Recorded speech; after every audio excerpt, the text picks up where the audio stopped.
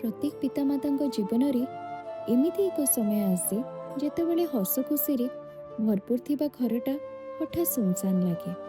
जो पिला माने दिने आंगुठी धरी चलवा शिखुले से आज बड़ हो जाइछन्ति।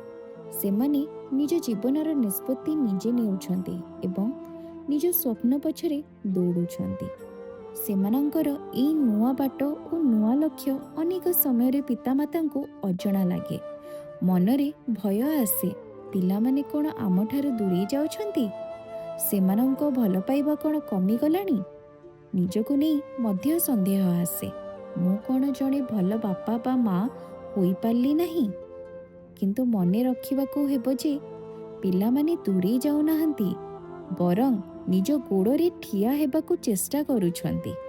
जदि आपणको पिला आज निज निष्पत्ति निजे नहीं पारुछि, तेबे जानिबे जे आपण ताको उचित संस्कार और साहस देइछन्ति।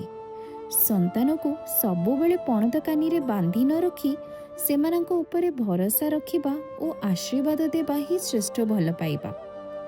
घरटा हुए तो शांत हो जाई पारे, किंतु सेही शांति रे जणे सफल पितामातांको गर्व लुचि रही थाए। पिलामानंको उड़ीबाको आकाश दियंतु, किंतु एमिति एक नीड़ बा बसा होई रहंतु जेउठाको सेमाने थकी गले फेरी आसी शांति पाइबे।